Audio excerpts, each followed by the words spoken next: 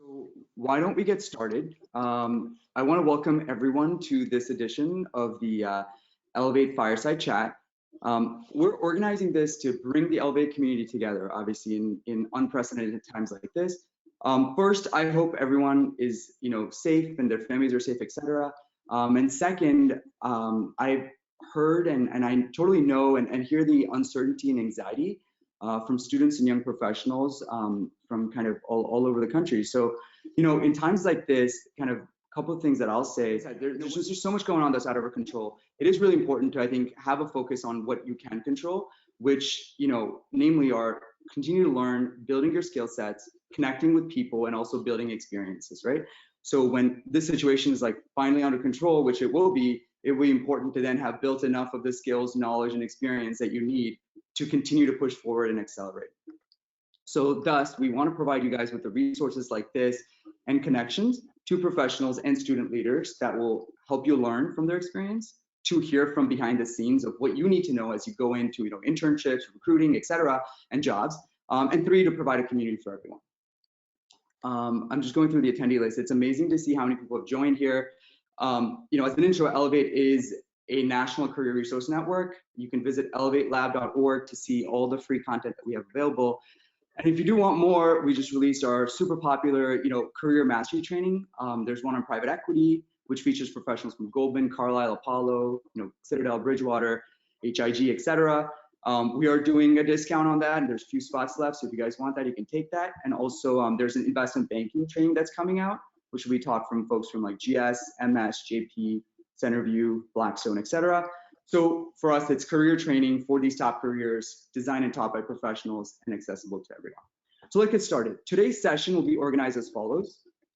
About 45 minutes of panel-style Q&A across 5 topics on the questions that you guys submitted.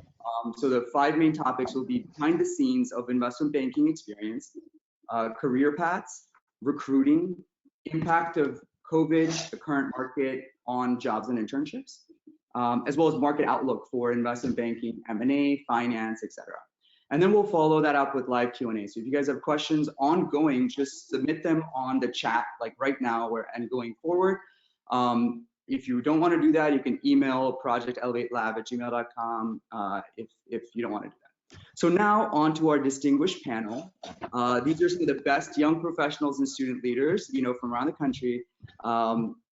Quick just overview. Paul, IBD at Goldman, Keith, IBD at Stifel, Julia, incoming IBD at Lazard, Houston, incoming IBD at LionTree, and Amol, incoming IBD at Credit Suisse.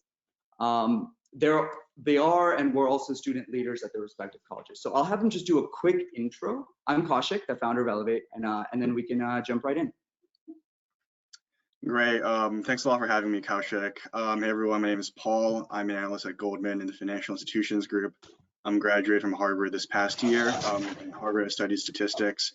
In terms of background, just really quick, growing up, I'd say I spent most of my time playing sports, in particular golf. Competing in many golf tournaments, both statewide, regional, national, and international. And heading to college, I was playing for the Harvard varsity golf team, and really I was considering a career in golf professionally. But I think one of the great things about college is that you get to meet many different people from different backgrounds and interests. So I learned a lot about different industries, and finance especially stuck out to me. Just broadly speaking, it seemed like finance was a very broad, exciting space. Where number one, there are probably opportunities where I could work with really intelligent and interesting people, and number two, where I can work in a technical environment and do financial analysis. And I was interested in the math portion of that as well. So did a bunch of internships in financial advisory, wealth management, hedge funds, to get a sense of what I liked and what I didn't like about certain areas of finance. And after I did an internship at Jefferies in oil and gas investment banking, I knew investment banking is what I really enjoyed, is what I want to do. And did my internship at Goldman my junior summer, and took the full-time offer. So yeah, really excited to be here. Yeah, so I'm a full-time analyst right now at Stifel, and so I graduated from the University of Maryland in May. Right out of high school, I had an internship at the National Institutes of Health because I'm originally from Bethesda, right outside DC, doing some HR work there, trying to make some money before I got to college. And then in college, I majored in accounting and finance. So I kind of took that finance background to an internship at the SEC my first summer. And then I wanted to try out the other major. So the next summer I went to Fannie Mae doing internal audit. So I did more of my accounting work there, and kind of combined that client service skill set from from human resources at the NIH, kind of the analytical skill set from the SEC, and more of that accounting minded focus from Fannie Mae to parlay that into investment banking. The reason that I chose investment banking, it kind of combined the best of all three of those worlds, the parts that I would. And so I interned at Stifel full time, or as an intern, my summer out of junior year, and then got the full-time offer for the next year.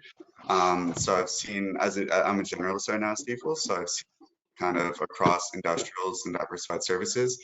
So right now, I'm in the transportation and education groups, but I've also worked on deals within infrastructure, within building products, a little bit of tech-enabled services, and kind of waste management, environmental services. So I've kind of seen deals across the spectrum there. And so I've been full-time since mid-July, and I'm enjoying it so far. Awesome. Hi, everyone. I'm Julie Weidman. I'm originally from Tucson, Arizona, but I'm now in Durham, North Carolina, and a senior at Duke. So I actually came into college with absolutely zero financial knowledge and really started to build that base through one of our investment clubs and the coursework here. I'm an economics major, and I did 2 different summers within finance. So started at Morgan Stanley in their sales and trading division, and then wanted to see kind of in comparison what banking was like. So interned at Lazard in their investment banking division, and found that getting to work with companies at really important and strategic moments was significant for me, and the team-based environment specifically within investment banking is something I really like, and you get kind of automatic mentors and learning experiences. So I'm headed back and excited to do so. Awesome. Hi, everyone. My name is Amol Latia. I'm a senior at Rutgers. I will be graduating this May, virtually, I guess, with degrees in industrial engineering and economics. I first kind of came into school, I didn't really know what I wanted to do. Obviously studying engineering, so I'd always really wanted to pursue a career that was very analytical, data driven. I kind of got introduced to finance through various finance clubs on campus, and my first internship was after my freshman summer at Princeton University Investment Company, working for their endowment management group there. Afterwards, I came back to the Rutgers endowment, started working on the investment side, and kind of realized that career in finance is definitely what I wanted to pursue. Interned at a boutique investment bank my sophomore year summer, and then was at Credit Suisse last summer within the financial sponsors group, and very excited to go back full time. Hi, everyone. My name is Houston. I'm a senior at Yale from Wisconsin. Midwest, kind of a nice place to be right now. And I'm majoring in economics. In the past few years, I've had the pleasure of being part of the Yale Student Investment Group, and this year leading it as well. I spent a couple summers in banking so far, most recently last summer with LionTree, which is a smaller boutique focused on tech, media, and entertainment deals. But I'm headed back there full time, and I'm very excited. I kind of saw investment banking as something that would only train me and open more doors, regardless of where I see my career going. So excited to talk today. Excellent. All right, let's jump in. Awesome. So I think we're going to start first just talking about the investment banking analyst experience. So our first question is for both Paula and Keith. Like, if you guys could talk about your first 6 to 8 months on the job and what have been your keys to success within the analyst role. Yeah, sure. So I guess to just kick it off, it's been really, really good. I've enjoyed it a lot. From a high level, like what investment bankers do is we provide strategic and financial advice to clients to help them solve their problems, whether it's, a capital raise, whether they want to sell a part of their business, sell their entire business, or, grow inorganically. We help provide solutions and execution for those. So, as an analyst, that work entails building and preparing presentation materials that we're going to take to the client. So, in my experience, it's been really, really good. You know, just being in that role, you get to do a lot of market research, learn a lot about different, you know, industries and companies, and you're preparing sort of the valuation and financial analysis and being very close to the numbers. So, you know, that's the type of work that we do. So with that context in mind, like I've really enjoyed my experience so far. They start you off like pretty slow, I would say, but then gradually you know, the responsibility ramps up pretty significantly, and you get to be working on really exciting projects and you know, learning a ton along the way. So I guess that's an overview of like the first like few months and what we do in investment banking. Yeah, I'd say, you know, I'd say pretty similar. I think the deal teams in the middle market are a little bit thinner. So from the beginning, I was kind of drinking from the fire hose, and it was a lot at once, but you do learn a lot, and you get up to speed pretty quickly. As far as keys to success go, I would say just being a sponge and just soaking up as much knowledge as possible, especially from the beginning, is extremely important because there's a lot of information there and there's a lot of knowledge there that you're not going to necessarily learn from your guides that you're studying for interviews, or you're not necessarily going to learn them from college. So I think kind of making sure that you are asking as many thoughtful questions as possible, that you're really just learning as much as possible from the start is the key to, and really absorbing as much information would be, I think, one of the major keys to success. And then always having that mentality of working hard and grinding. You know, you always have to be willing to put in that work and just work as hard as you possibly can, especially from the beginning, to make sure that you can get up to speed with everyone. I think those are two really important aspects. Awesome. So kind of going off of that, what were some of the initial challenges that you faced in the first few months on the job, and how did you overcome those? Yeah, so I guess I'd break that down into a few parts. I think number one, you know, this is kind of like the first time you're working professionally. Being in a professional environment, I think is different from being in a school environment. And number two, I would say, like, as you know, Keith was talking about, sort of, you know, drinking from a fire hose, you have to learn a lot of things really, really fast. So on the first topic, I think it takes some time to get acclimated professionally, like, you know, learn how things work, understand, you know, how can you as an analyst best provide value. That's like, I think one challenge. And I think it takes, you know, a lot of like looking at, you know, what older people are doing and the second year analysts and associates, et cetera, and seeing what they're doing really well and trying to emulate those qualities. Number two, in terms of learning a lot, like as Keith said, like, you know, there's a lot to learn. I think one important thing is to not have an ego about anything you do. You know, if you don't understand something, like admit to yourself you don't understand it, like research it, like learn as much as you possibly can and ask questions. Because, you know, I think in the first few months, people have a lot of leeway in terms of like what questions you ask, and, you know, they don't expect you to know everything per se. But like in 6 months, 8 months, in a year, like, you know, you're expected to kind of, you know a lot more. So I think at the beginning, not having an ego and really taking ownership of your own like learning experience is really important. Yeah, I'd also say I think for me, some of the biggest challenges included kind of time management. When there are kind of 6 to 10 different tasks in front of you at one point in time, it's kind of difficult to say, you know, what comes first, what do I prioritize, what's the most important thing to do, mainly because when you're new on the job and all of those things seem super important and no one really gives you a timeline or a deadline, it's very hard to discern which ones you should really spend the most time on and which ones you need to focus on first. So I think, again, just kind of asking questions and not in kind of a confrontational way, but just in a curious way, you know, what's the timing on this? What's the timeline looking like? Like, when do we think this will be due? Can I get an estimate on timing? Something like that. I think that helps tremendously, because otherwise it can be very, very overwhelming when you're drinking from the fire hose at first. I'll use that term for the 7th time, but it can get very overwhelming.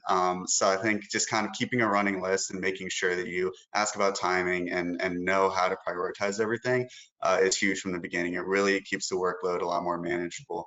Yeah, I think that would be the main thing, and just yeah, otherwise echoing what Paul said. So awesome. Great. Thank you. Going off of that, going off of that, what do you guys think was the key for you over your summers or over full time now, working with other associates, VPs, and colleagues, And then in addition to that, what do you think was the key thing that got you that return offer for full-time?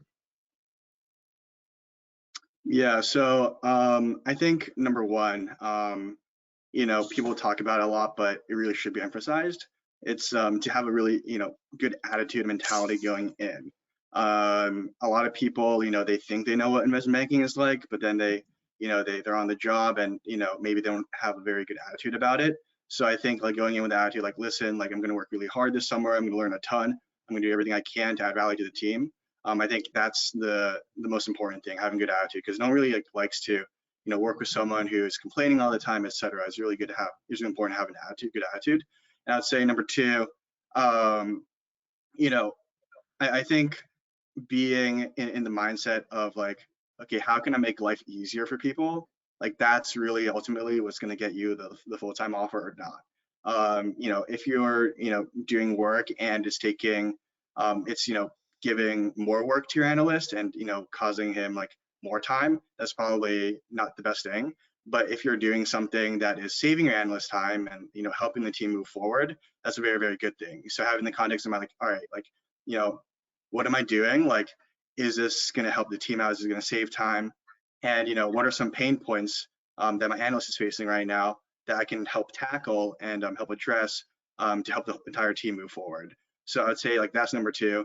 And number three, I think trying to establish relationships with the people you work with.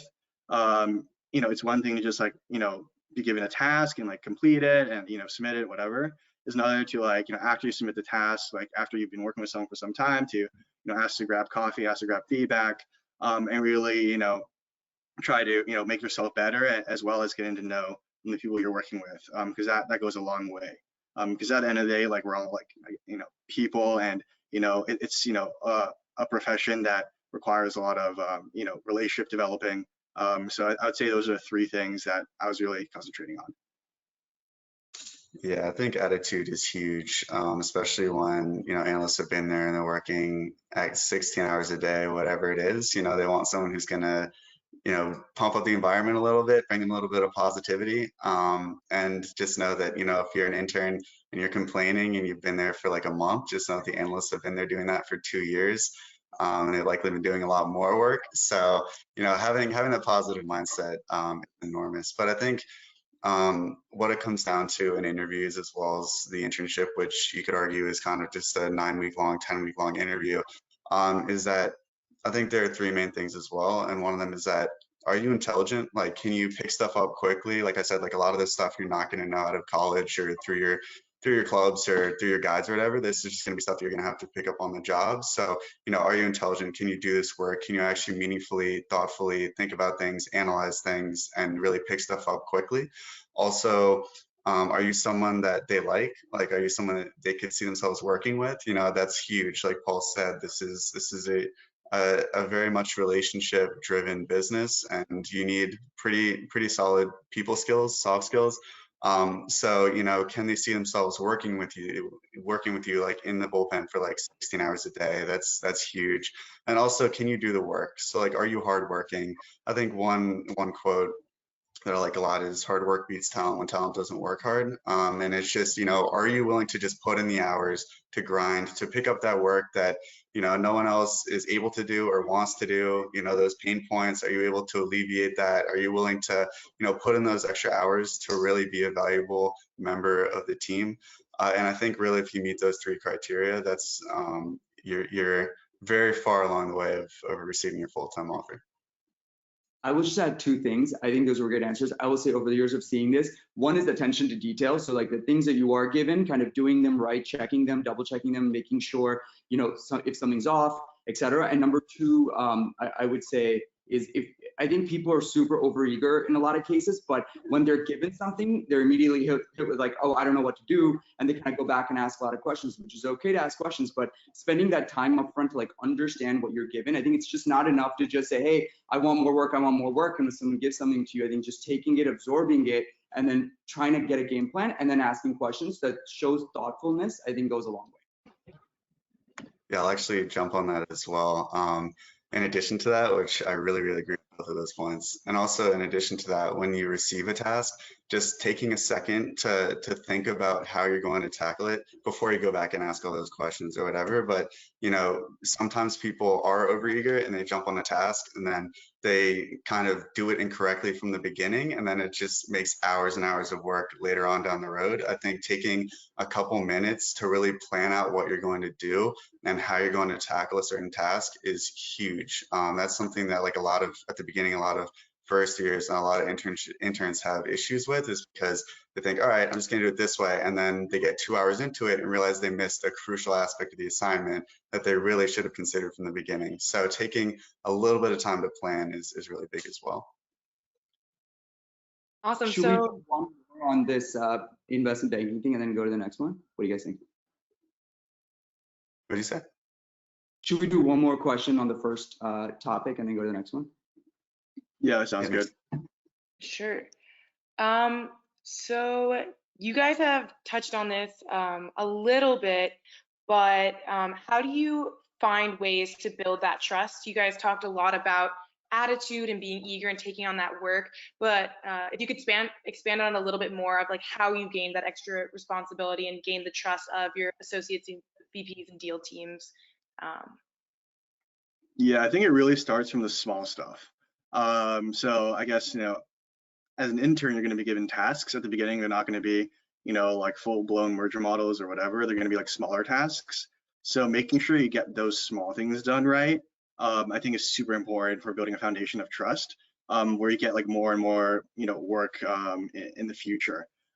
So, you know, even if it's something like very simple, like, hey, like I want you to build, you know, this slide and format it this way, or hey, can you like turn these comments, you know, like double and triple checking if it's correct, and, you know, asking those questions up front, as Keith and Kaushik mentioned earlier.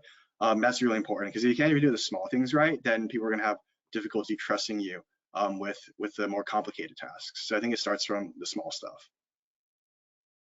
Yeah, I 100% agree with that from my side. And I would say just you notice as well, just as an intern throughout the summer, you know, as you get staffed on not that much and kind of smaller things, and then you'll know that you're doing something right when you get staffed on more important things and you have more and more work coming at you.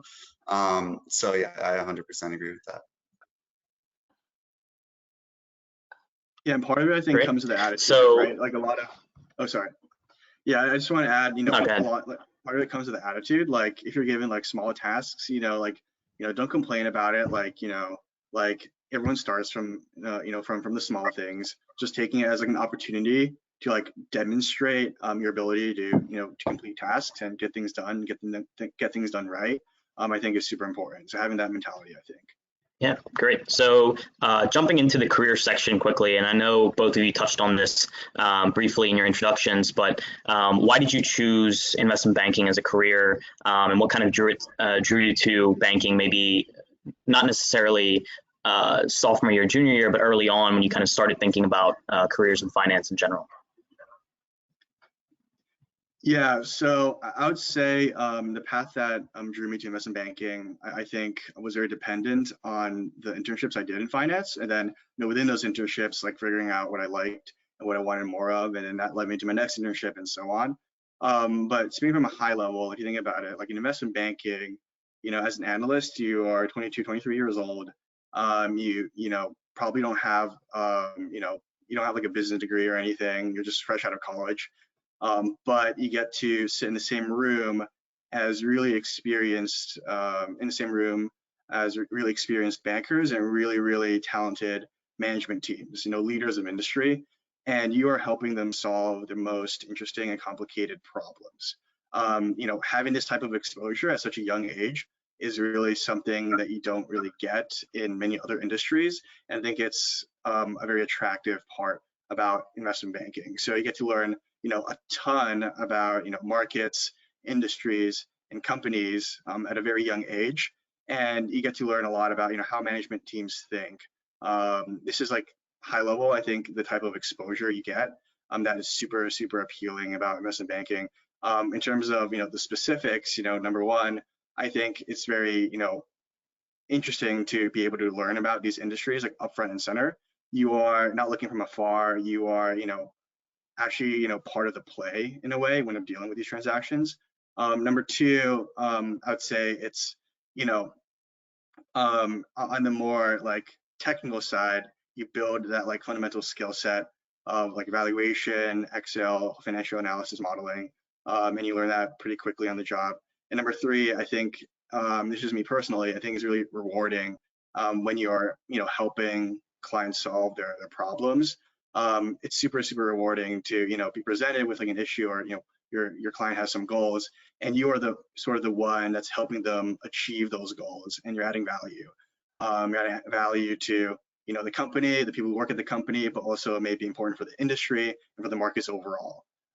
So I would say, in banking, you get this type of exposure that is very difficult to find in other roles at this young of an age.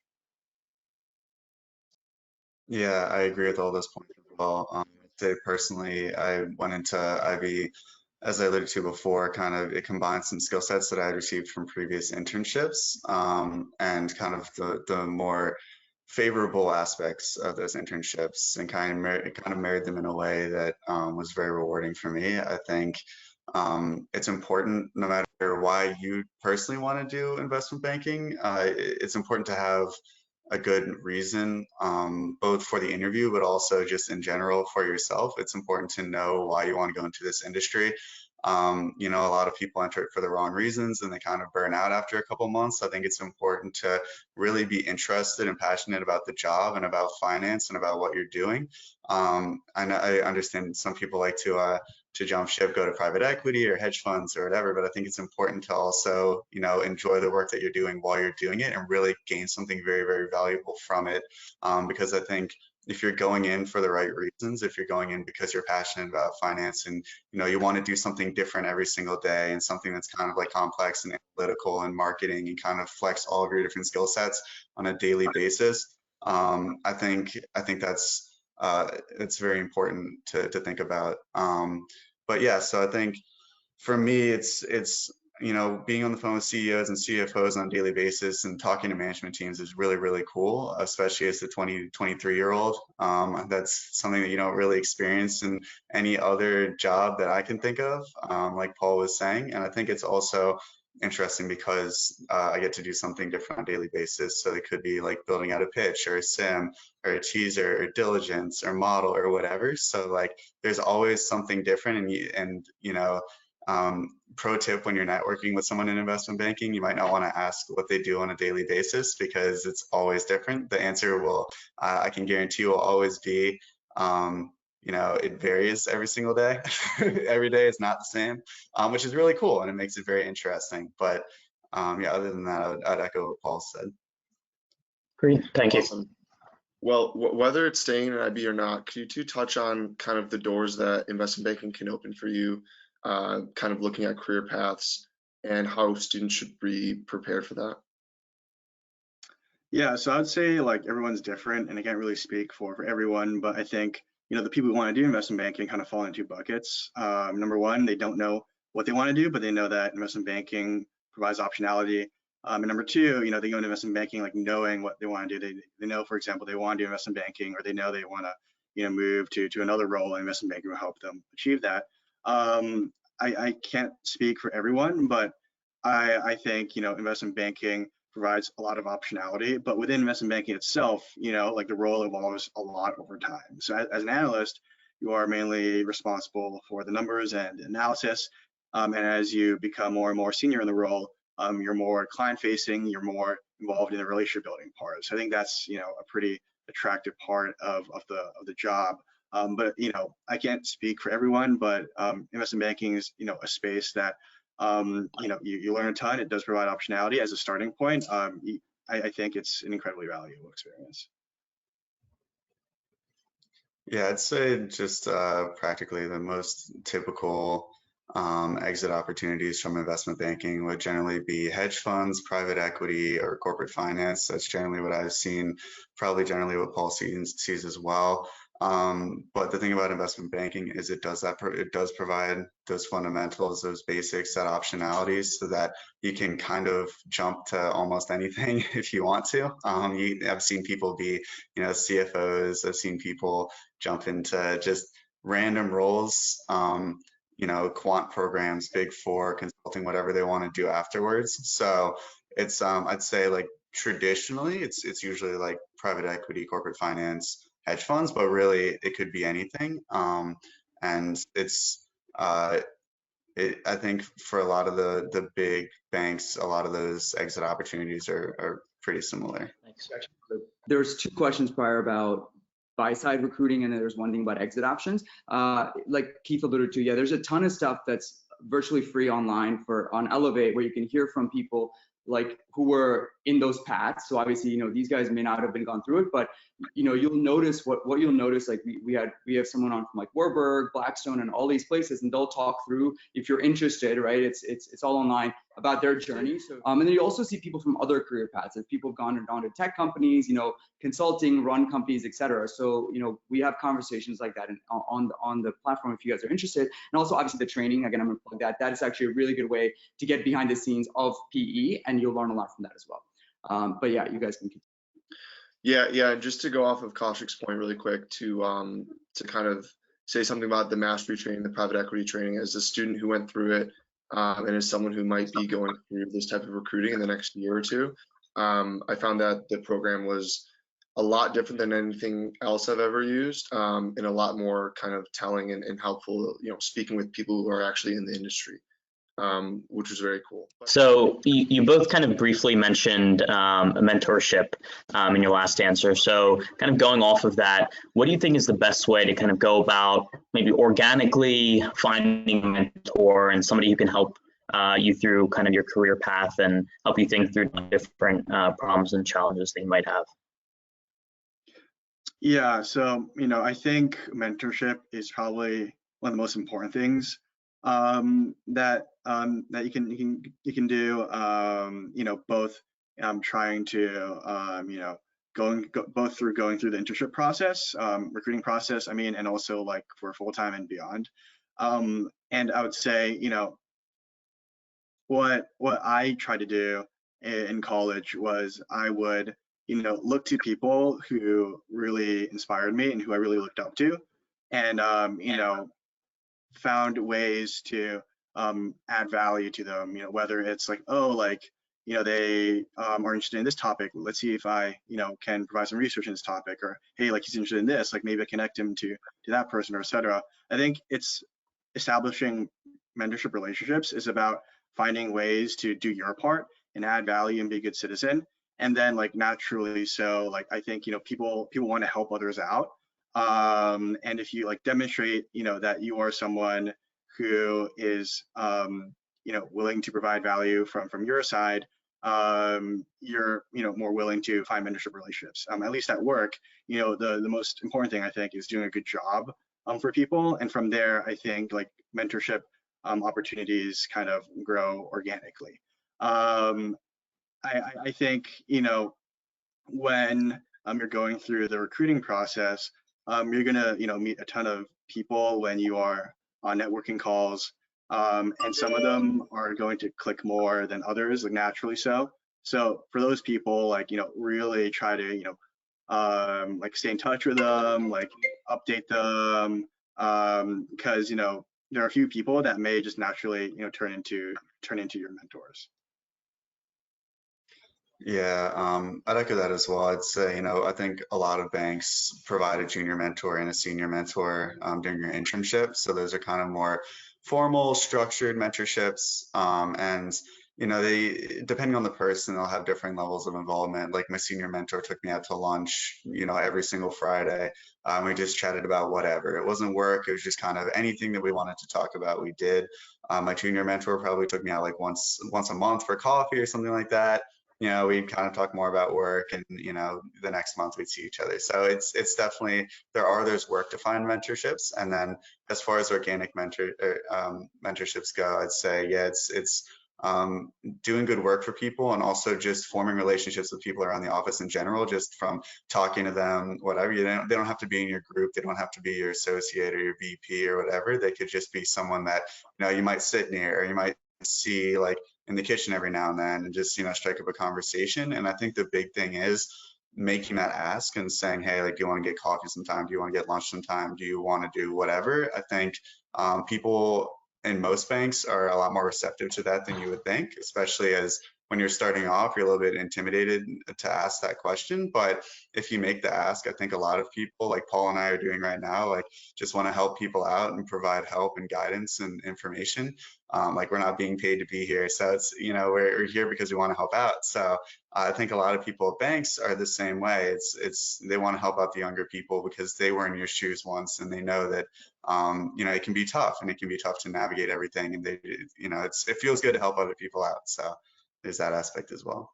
Very cool. But moving on for Keith and Paul onto kind of recruiting questions. I think something we've all experienced here, and a lot of the younger members, or a lot of the younger listeners will experience soon, is the advanced timeline.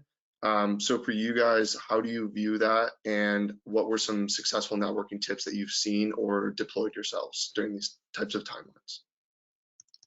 Yeah, banks are, accelerating their timelines. I don't think all banks are doing this, but definitely some banks are.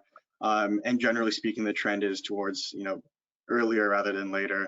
I think this is a challenge because many freshmen, they don't know what they want to do. But I think if you want to be prepared, start, trying to read up on the industry as soon as you possibly can. But I think what's going to be important moving forward is actually finding, like, quote unquote, like, informal internships.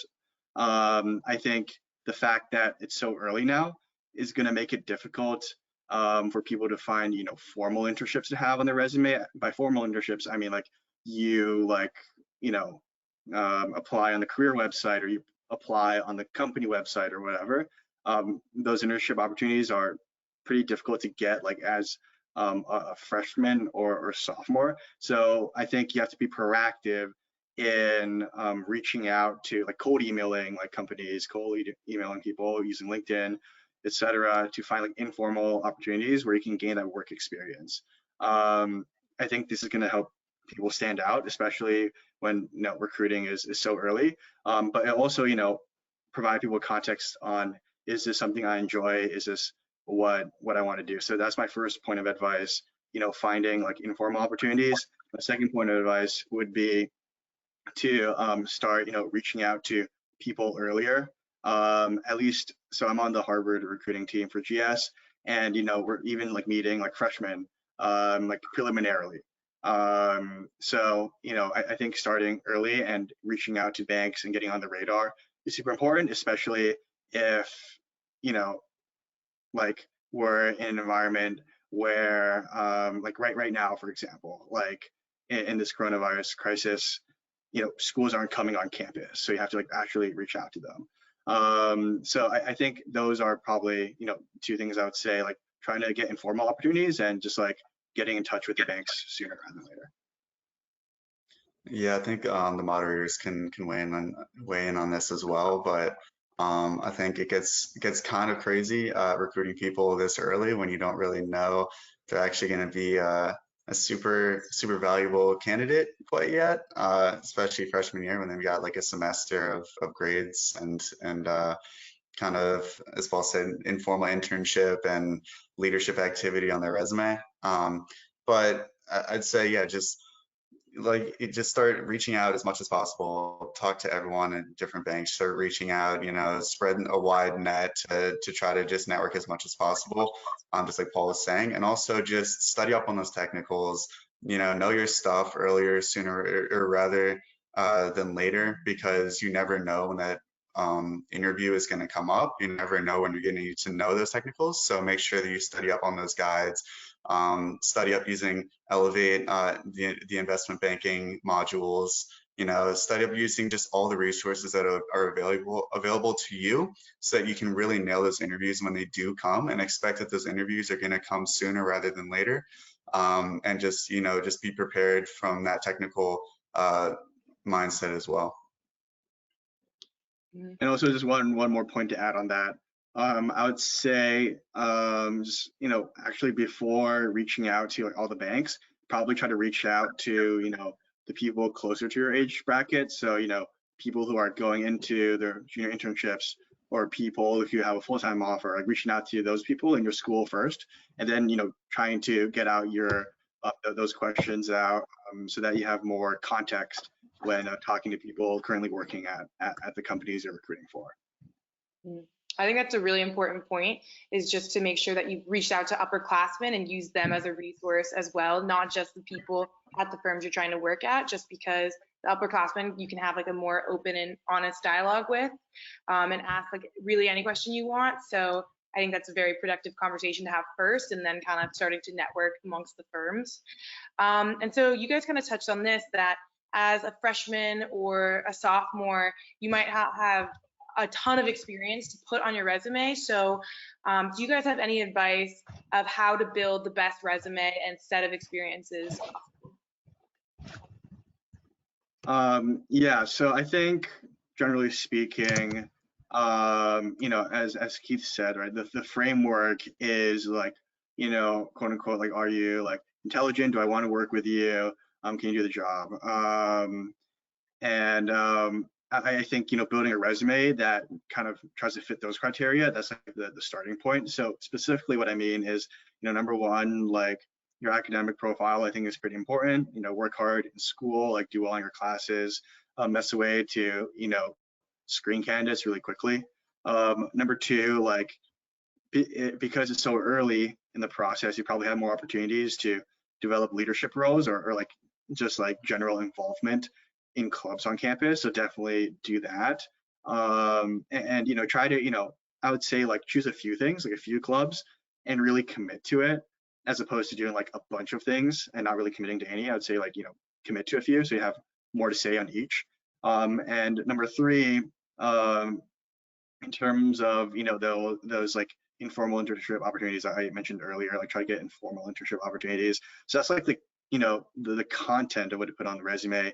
I think when you're actually, drafting out the language, I think it's important to, highlight accomplishments, skill sets, etc., that demonstrate the qualities that are going to be important to the company you're recruiting for. So as Kaushik said, like attention to detail is something that bankers care a lot about. So like, including language in your resume that demonstrates that you've done things that require a high attention to detail. That's for like one example. So that's how I would break it down into like what to do, and then like how to write that down on paper.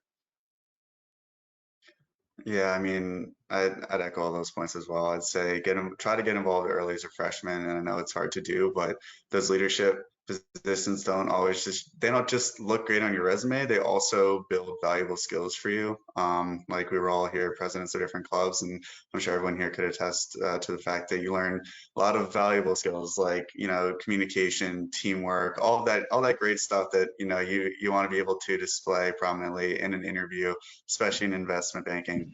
Other than that, yeah, I think we're kind of pushing up against time here, so we might want to go to the next. Yeah, and quickly, actually, just to add to that one, you should really, push to start networking a lot more. And I would say that the three biggest tips that I have, and I've given to underclassmen at Rutgers, is that, when you're networking, especially freshman year, the biggest trait to have is curiosity, right? It's okay to not really know all the ins and outs. Just because you've read a few guides, don't pretend like you know everything there is to know about investment banking. You really want to come in, you want to be humble when you're having these conversations, but obviously do your homework, right? And make sure you know what you're talking about. You can kind of go back and forth and have a natural conversation and be genuine, right? Make sure you're getting involved in all the finance clubs and things as well, but join clubs for activities that you're really passionate about. I know some of my best conversations through networking were about playing the sport of cricket, which I was very passionate about and still am, and had nothing to do with finance. So make sure you're being genuine and authentic kind of throughout that entire networking process. And quickly, maybe one thing I'll add, guys, one is also, look, there's a bunch of people on this call who are upperclassmen who are going into internships. So all this stuff we've talked about are full-time jobs have been really helpful. I would also say spend college to figure out if these are the things you guys want to do. You've heard a lot about finance careers on this call, but equally important to like understand why you want to go into things and then do that diligence. Look, we all get it, that the process is, whether it's for, you know, banking, whether it's for internships or even buy side, when you get there, I think the key that I think we all want you guys to walk away with is like, do that self-introspection, understand what you like, why you like things, what, you know, what you're good at. And if you think you like it, then try to get internships and then see if it prove that out. I think that's really important. But once you decide, the process favors those who are prepared, right? So I think you just need to start doing the work to get on that track. And then I think just number 3 is the relationships. I think networking, especially in today's age, we're gonna hit COVID, we're gonna hit the current market. Just building those good relationships with people is paramount, because you guys, you know, we'll take you behind the scenes. I've done these when I've gone to schools, like the intro, you know, where we get resumes, we look at people like, hey, has anyone talked to this person? Does anyone know, you know, what they're all about? And those, you know, talking to upperclassmen, talking to incoming analysts, talking to people on the team really make the difference in those 50-50 decisions. I've been in plenty of rooms where we've last 2 offers to give out in a super day, you know, who knows who, and let's go, you know. So it's just very, you know, you just don't know what's going to move the needle at the end of the day. So anyway, continue. Yeah. So to kind of transition a little bit, in terms of, and this was obviously brought up a few times already, in terms of recruiting in the current environment, obviously there's a lot of uncertainty going on with COVID and you know, market volatility. What is your advice for underclassmen who are kind of going through the regular recruiting process, reaching out to people, and then kind of hit by this and everyone's sent home? What is kind of your advice to those students?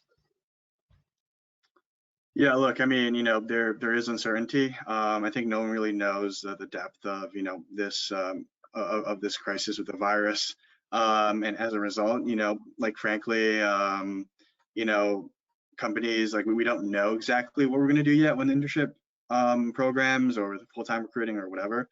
But I would say, you know, right as of now, like a lot of companies are you know, planning on rolling out the internship program as originally planned for.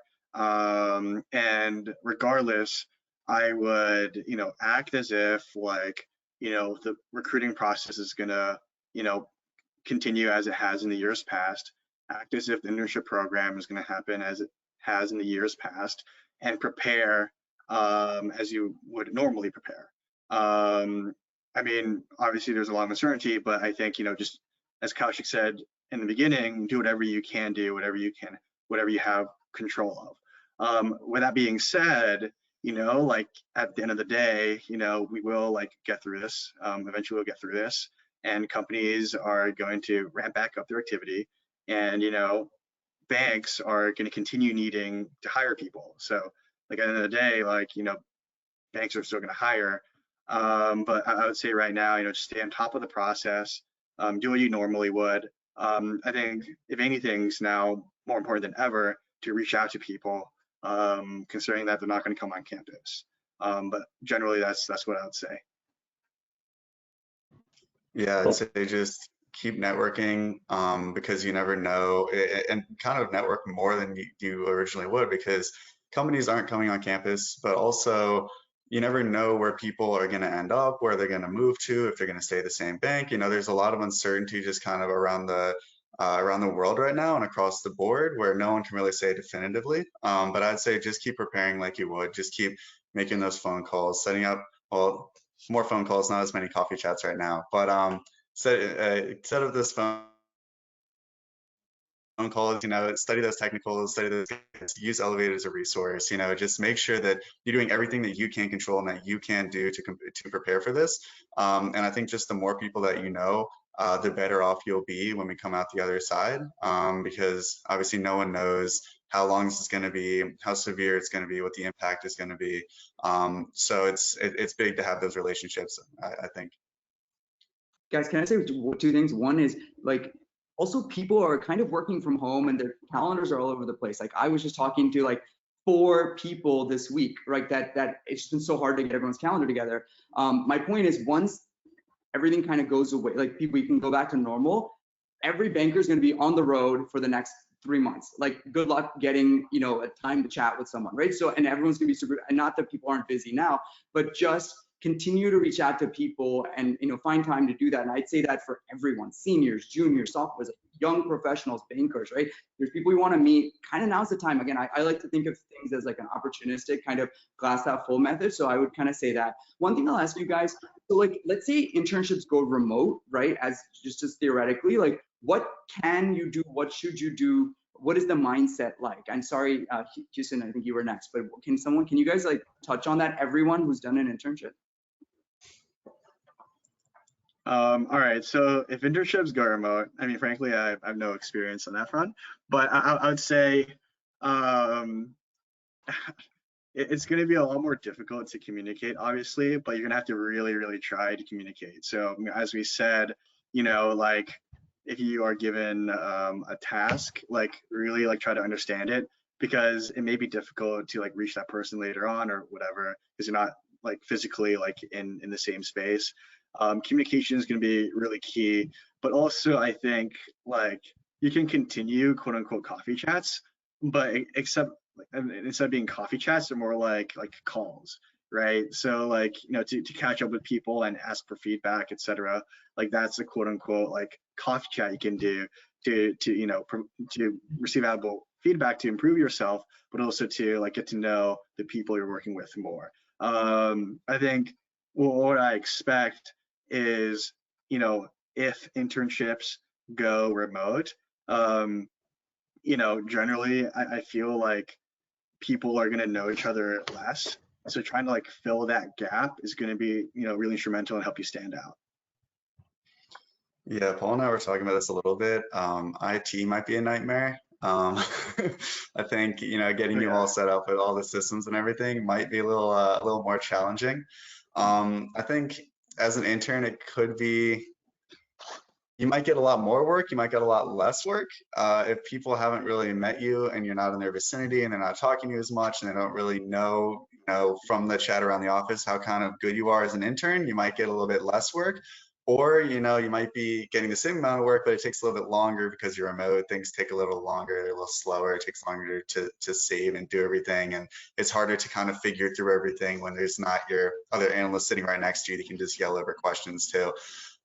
So I think it'll definitely be interesting for sure. I think kind of taking that intrapersonal aspect out of the internship is huge, right? Because that's a huge way that people that, you know, the bankers, you know, review you and kind of, you know, see how good you are as an intern, because like we were saying before, that likability is a huge aspect. But it does give you a huge opportunity to also show that you are very attention to detail focused, that you can get stuff done independently without having to ask a ton of questions. You can figure stuff out, that you have that intelligence, you can pick stuff up. So I think it also is a great opportunity for you to really show when you're submitting those deliverables that kind of you know what you're doing or how to pick up stuff that you don't know how to do.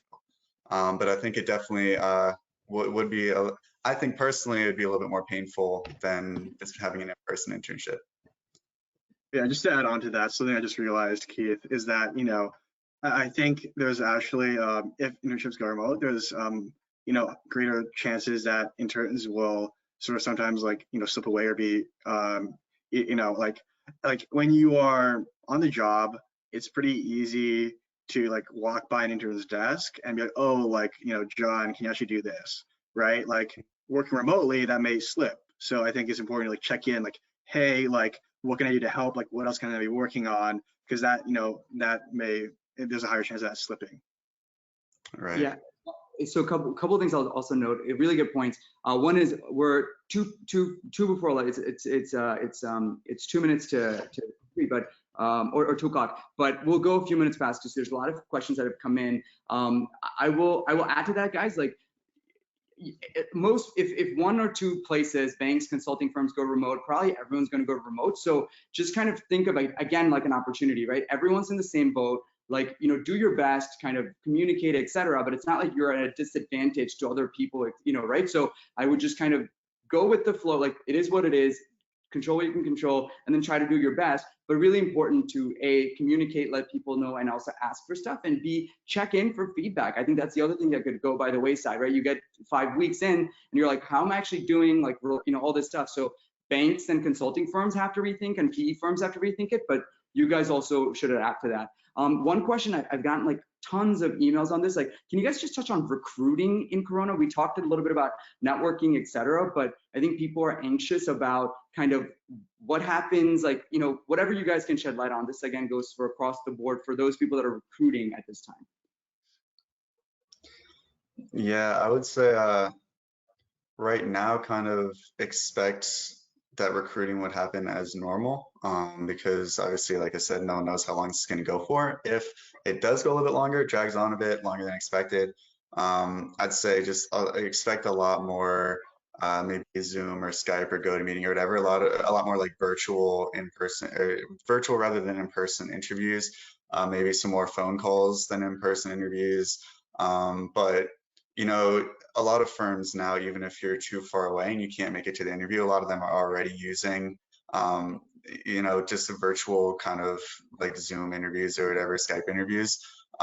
So I think it already is a practice kind of already in play. I just think it'll gain more emphasis and importance, obviously, when you definitely can't meet people in person. But I'd say just keep, like we were saying before, just keep preparing like you have been. Just expect similar timelines, and I think what the big difference will probably be just like how you end up talking to people and how you end up conducting those interviews.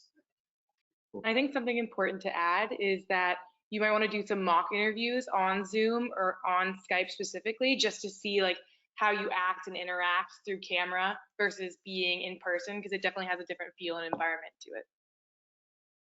Good point. So let's do one quick round. So Houston and you guys can just do the questions we have. We can cover Corona, we can cover the market, and then we can wrap it up.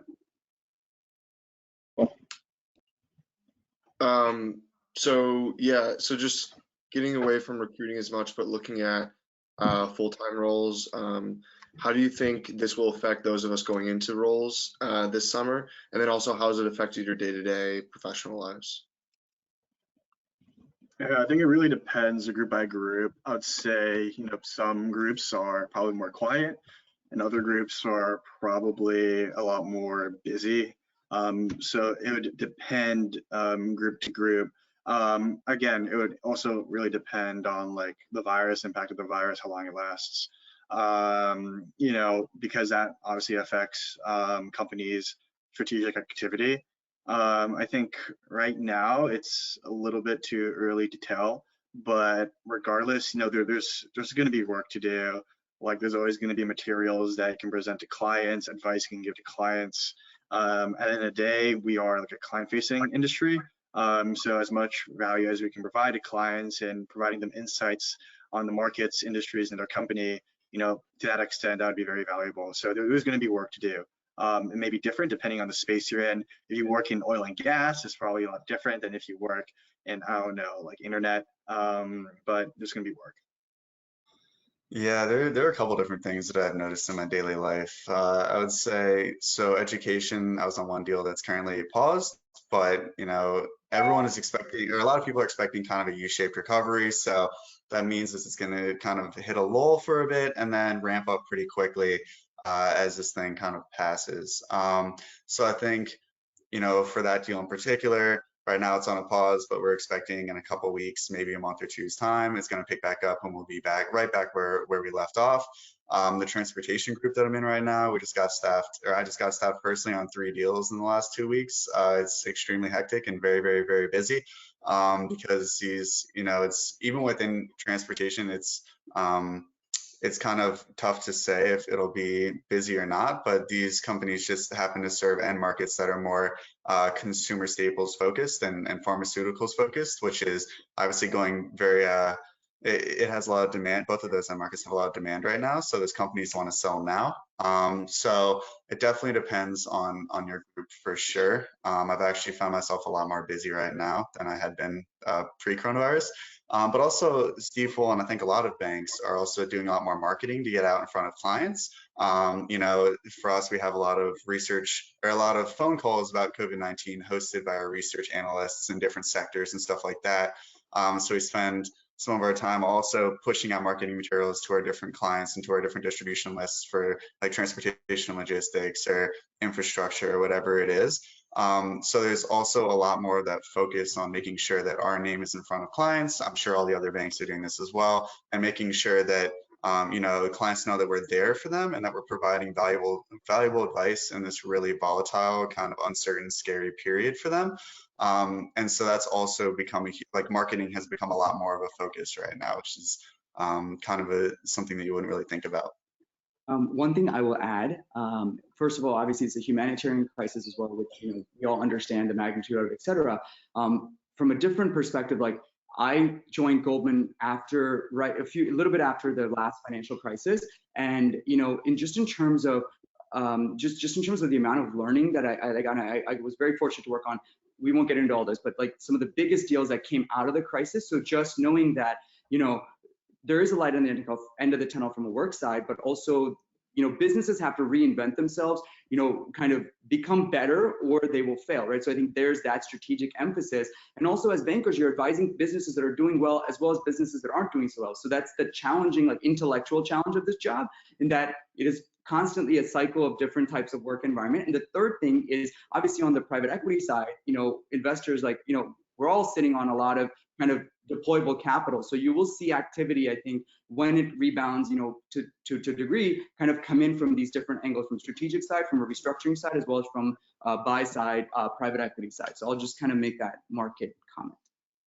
Maybe we'll do one more question. You know, I know Julia or Jerome Mole, but I layered in a lot of the questions we got over email. So I think, you know, kind of that was some of the asides here. Sure, I guess just to like close things off, maybe in terms of like the current environment today or entering the job market in a potentially recessionary environment, just what is the best advice you have to give, and just advice in general for students right now, anywhere in this process? I think high level, just make yourself as valuable as you possibly can.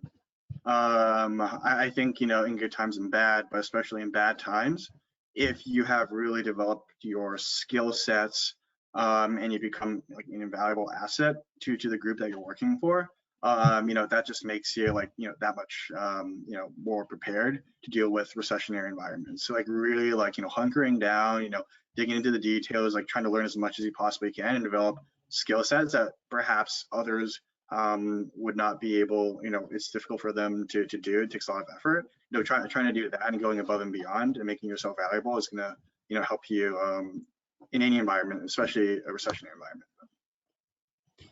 Yeah, that was my first thought as well, because you know, I just thought we instituted like a new internal system basically, and so I spent a lot of time getting to know that pretty well, and so now people kind of come to me with questions about that. So there's examples like that where you want to make sure that you're extremely valuable so that you know, you are at the top of everyone's minds and they need you for certain things that they really can't do, and that you need to be there for them for. But you know, I'd say just do the best you can. That's all you can do. Like we were saying, like, you know, there are things that you can control, and just being the best person and doing the best work that you can possibly do, really grinding it out and really putting forth that 110% effort, giving it your all with that attention to detail, with those hours, with that work that you put in, and making sure that you put forth a really, really quality product, I think makes it so that you are like at the top of the list, you know, top intern, top full-time employee, whatever it is, the full-time analyst, whatever. So I think, and that really helps you in the future and gives you a lot more stability, for lack of a better term. I think if you really enhance those skills and really show that you're a very, very valuable quality member of the team, it's huge. As student leaders, what is the advice you want to leave everyone with? So I think like advice I would give now, especially for maybe sophomores that are trying to ramp up into the process is to, again, like utilize those underclassmen networks, and then also maybe utilize any network you have if you're part of a certain club, and really create communication. So like if you hear that a certain firm maybe is starting interviews, you guys can kind of help one another prepare, and reaching out to those upperclassmen at those firms, so that when firms start to get the process rolling, that you kind of have the communication lines to know and understand that and be able to tap into it. And then I would say, like, don't be afraid to reach out to people, because like upperclassmen and full-time analysts have been through the process. They know that you need guidance and they want to be mentors and help you. So don't be afraid. I think like being too eager is better than not being eager enough. So I would say like continue to reach out to people, and make sure like they've already kind of said, you're as prepared as possible, so that when the ball gets rolling, you've got those technicals and behaviorals down pat. Yeah, I think to add to that, and kind of generally speaking, I think really use this time effectively. Obviously, you still have schoolwork and everything else going on, but you know, being home is very different than being in school. There's a lot less, you know, that social aspect, which, you know, on one hand isn't great, but on the other hand probably gives you a lot more time to kind of refocus, take a step back, and take a look at your preparation and kind of your career plans and aspirations in general. So don't waste this time. I would say use it very proactively. You know, read up on the vault guides, you know, watch videos online. You know, joining this type of webinar is a great thing to do, and just keep doing that. And it's definitely going to be hard. I know even personally, it's been very difficult for me to stick to the same type of routine that I would do in school. But at the same time, I think it's very important to just keep the big picture in mind, and don't be disheartened by kind of this temporary disruption. Yeah, not to sound like a broken record, but you have to use this time effectively. You never know when the opportunity is going to come. I know for my opportunity in multiple places, it really just came quite quick, and next thing you know, I had a super day later that week. And I think, you know, something that Keith said as well, assume that the interview timelines are going to stay constant. I think for a lot of the smaller banks like LionTree too, we don't need 30 interns a year like a GS or a Morgan Stanley. So, you know, those places are going to be looking to pick off some really good candidates. And just really see this as an opportunity also to learn about the market. I think right now we have the opportunity as students. We're probably not generally invested in the market, so we don't feel the pain that others are feeling perhaps at the same time. But, you know, keeping Bloomberg on in the background or reading as many articles as you can, I think that's nearly as important for the job interview process as it is to knowing the technicals, kind of knowing the ins and outs of markets and understanding how a public company would think about interest rate exposure and things of that nature. Awesome. Read about FIG. Read about FIG. Now's a great time to learn about FIG. I agree. I will take that even a great plug, Paul, but I think I would take it even one step further. Read about industries that interest you, excite you, you know, that you can actually learn from. You know, at the end of the day, you got to find jobs and things and industries that you actually get excited about and want to learn more about, right? Because anyone can be convinced to spend 16 hours or 12 hours or 10 hours a day doing something, but if they don't like it, it only lasts for like a month, right? So I think just kind of developing those interests in those things. The other thing, look, I'll end with the same thing I started off with. I think control what you can control. There's a lot of things that are going on around us, right? I think just learn. You know, build your skills, connect with people, and, you know, build relationships. I think those are, and experience also, super important. So, you know, with that said, we're obviously a little bit over time, but I'm amazed at actually the turnout, but also all the questions. And I think I felt this was very helpful. I hope you guys did as well. And so, you know, I think we'll probably have more of these, and I'll find other avenues kind of do things like this at this period of time. Like I said, check out Elevate on the website, the training, it's all there. You know, it's access to professionals, all this stuff that is pretty unparalleled. So, you know, plug that one last time. And thank you for our panelists. Thank you for our professional speakers, Paul, Keith, and as well as all the student leaders for being part of this. And thank you for all the guys that showed up today on a Saturday to like do this, right? So, so best of luck, everyone. Don't hesitate to reach out, I think, to Elevate, at least over email if you have questions. We have newsletters and all this stuff, so we'll try to answer as much as possible. And best of luck, stay safe, stay healthy, and best of luck with the rest of the year, and onward and upward. So thanks, guys. Thanks, Kaushik. Thanks, Kaushik. For having us, Kaushik. Got it.